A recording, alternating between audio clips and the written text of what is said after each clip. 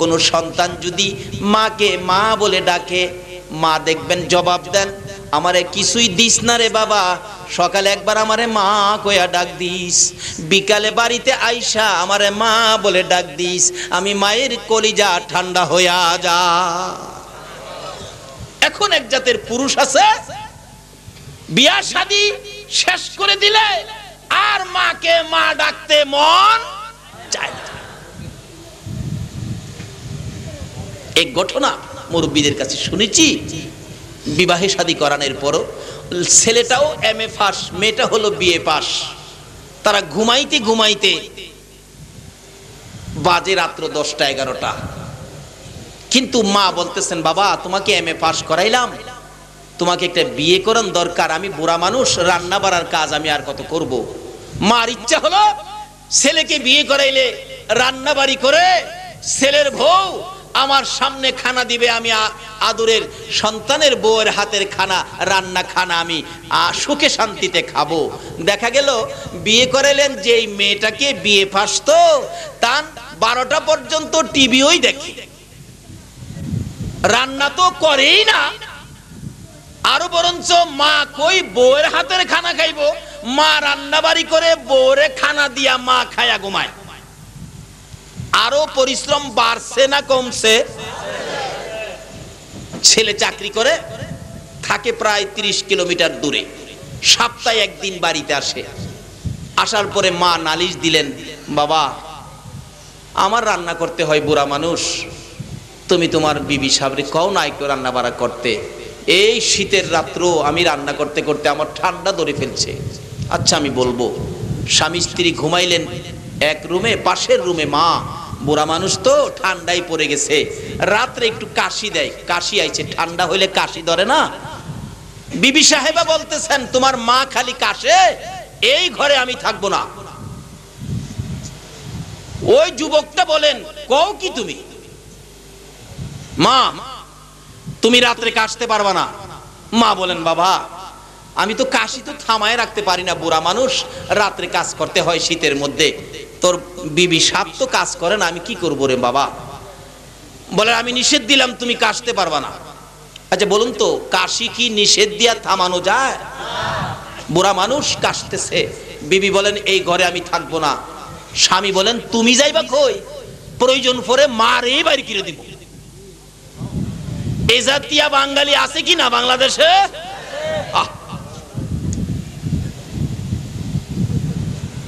অথচ মা এই সন্তানের জন্য কত কষ্ট করেছে, কত প্রস্রাব পায়খানা মা সাফ করেছে, মেথরের দায়িত্ব মা নিয়েছে। যেদিন আপনার আমার মতো সন্তানের মুখ দেখবে মা, 3 দিন পর্যন্ত ব্যথা, একদিন পর্যন্ত ব্যথা সহ্য করেছে, দ্বিতীয় দিন আর সহ্য করতে পারে না। শাশুড়ির কাছে বলে দিয়েছে, শাশুড়ি আম্মা আমার সন্তান হবে, ব্যথা সইতে পারি না। শাশুড়ি ঘরের দরজা বন্ধ করে দিয়ে অপেক্ষায় সন্তান হবে। 2 দিন পার হইয়া যখন রাত্র হয়ে গেছে, তোমার আমার মা ব্যথায় অস্থির হইয়া ডাকতেছে, মহিলারা রে ব্যথার সহ্য করতে পারি না, ঘরের মধ্যে যদি একটা দাও থাকে, দাওটা আমার হাতে দাও, গলাটা কাইটা আমি মৃত্যুবরণ করি। সহ্য হয় না ব্যথা, জিহ্বা কামড়াইয়া কুচি কুচি করে ফেলেছে। অবশেষে শাশুড়ি বলতেছেন, তোমরা কারা আছো? ঘর থেকে দাও জাতীয় সব বাইরে ফালাইয়া দাও।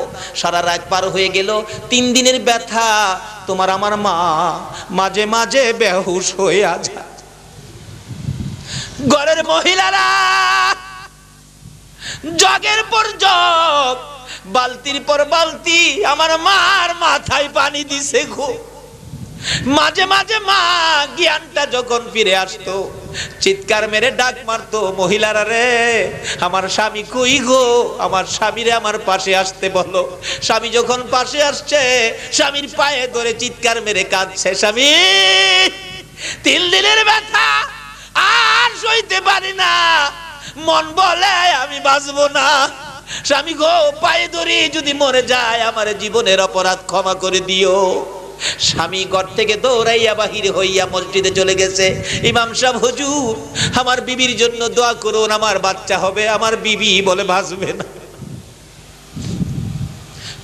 ডাকছে তোমার আমার মা, আবার শ্বশুর কই, আবার শাশুড়ি কই। তারা মায়ের জায়গায় বাবার জায়গায় বলেন না আমার কাছে আসতে।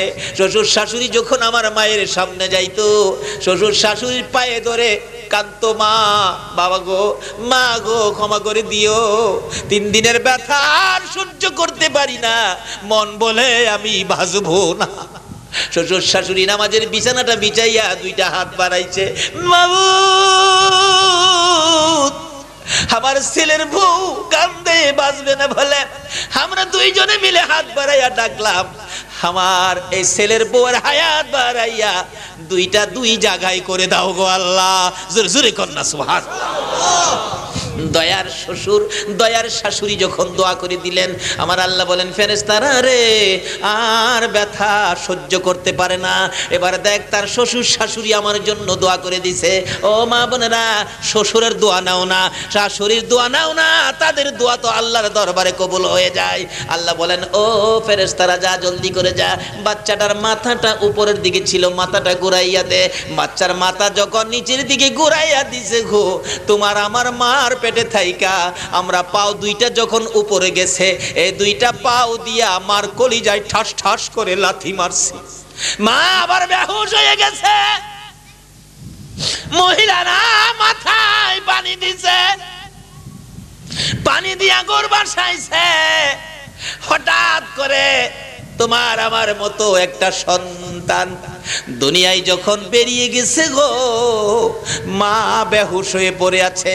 আমার আল্লাহ বলেন, ফেরেশতারা রে এই বাচ্চাটারে কান্দাইয়া দে, বাচ্চাটারে কানতে দে। ফেরেশতারা বাচ্চাকে কান্দাইয়া দিলে, কান্দার আওয়াজ যখন মায়ের কানে লাগছে, তোমার আমার মা সকল ব্যথা বুইলা মার জ্ঞান ফিরা গেছে গো। মা পাগলিনী রক্ত মাখা শরীর লইয়া 2টা হাত বাড়াইছে। তোমরা কারা ঘরের মধ্যে আছো? 3 দিনের ব্যথায় জিহ্বা কামড়াইয়া যে সন্তানের জন্য জিহ্বা কামড়াইয়া শেষ করে দিয়েছি, আমার সন্তানের কান্নার আওয়াজ শোনা যায়। আমি 2টা হাত বাড়াইলাম, দে আমার সন্তান আমার হাতে উঠাইয়া দে। 10 মাস 10 দিনের ব্যথা আমি মা দূর করে দিব। এই দুঃখিনী মাকে কষ্ট দেয়, ঘর থেকে বের করে দিলেন। বলুন মা কষ্ট পাইছেনি? একজনে কইছে পাইছে। আর মনে কারো মা কষ্ট পায় নাই? মাশাআল্লাহ। মা এই কষ্ট আপনাকে আমাকে পেটে নিয়ে মা করছে কিনা বলুন তো?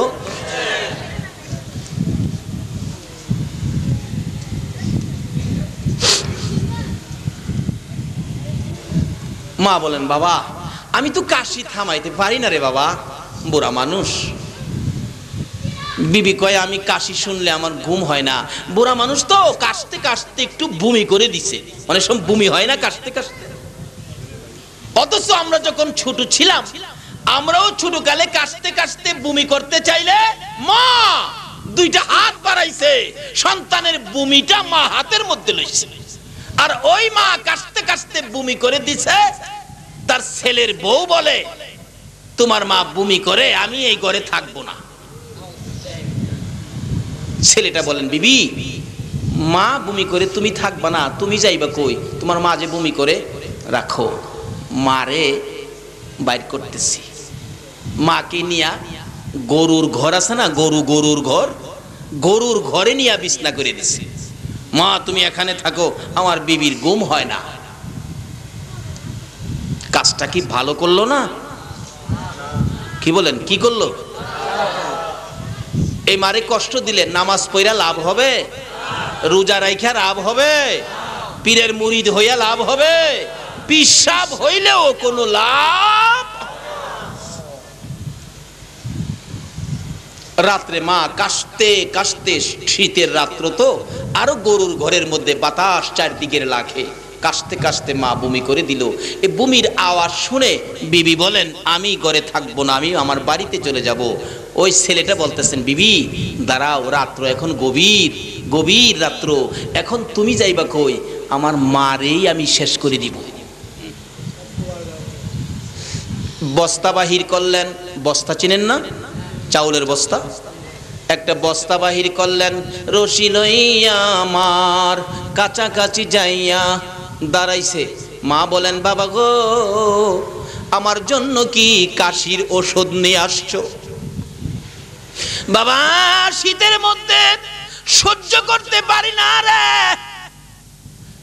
আমার ওই ঘরের মধ্যে জায়গা দিবেনি, ওষুধ বুঝি নিয়ে আসছো, ওষুধ খাবো, আর আমি কাশি দিব না।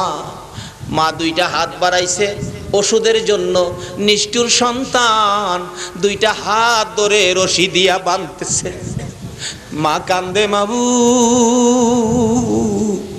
এই কষ্ট আমি কার জন্য করলাম? বাবা যুবক, হে মারে, যারা কষ্ট দিবা গো, আমার নবীর শাফায়াত নসিব হবে না।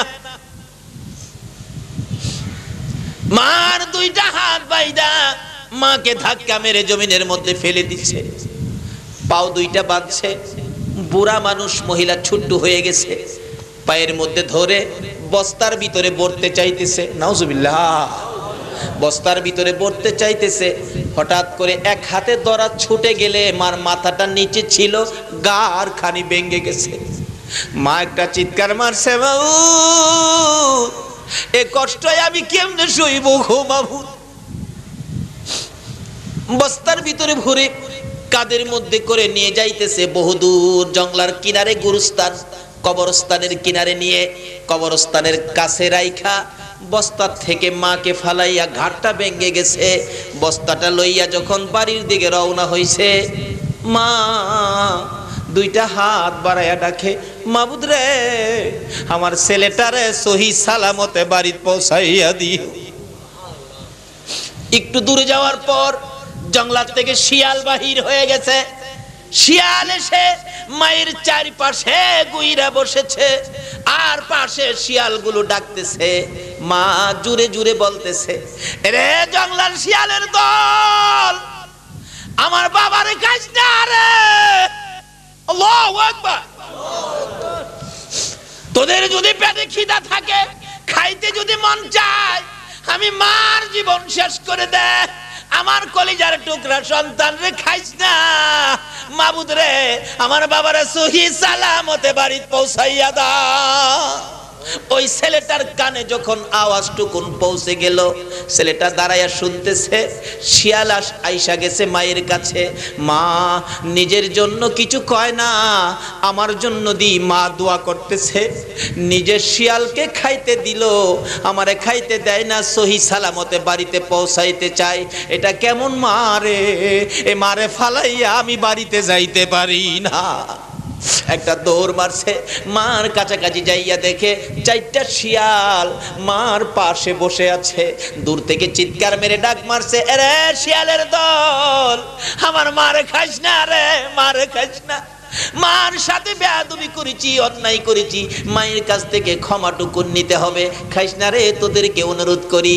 এই লোকটার দৌড় দেখে শিয়াল দৌড়াইয়া পালাইছে, মায়ের পায়ের পাশে যাইয়া পড়ে গেছে, মায়ের পায়ে ধরে কাঁদতেছে, মা, মা গো, মা তুমি কেমন মা গো? তোমার জীবন দিতে রাজি, আমার জীবনে কষ্ট হইতে রাজি না। তোমার জীবন দিয়ে আমাকে সহি সালামতে বাড়িতে পৌঁছাইতে চাও গো মা, তুমি আমার কেমন মা? মা ভুল করেছি, আগে বুঝতে পারি নাই, তোমার পায়ে ধরেছি। মা সন্তানের ডাক শুনতেছে, কিন্তু সন্তানের চেহারাটা ঘাড় ঘুরাইয়া দেখতে পারতেছে না, ঘাড় ভেঙে গেছে। মা ডাকতেছে, বাবা গো, আমার সামনের দিকে আসো, পায়ে ধরতে হবে না রে বাবা, আমার সামনে আইসা আমার একটা মা কইয়া ডাক দে, আমি মায়ের সকল ব্যথা দূর হইয়া যাইব।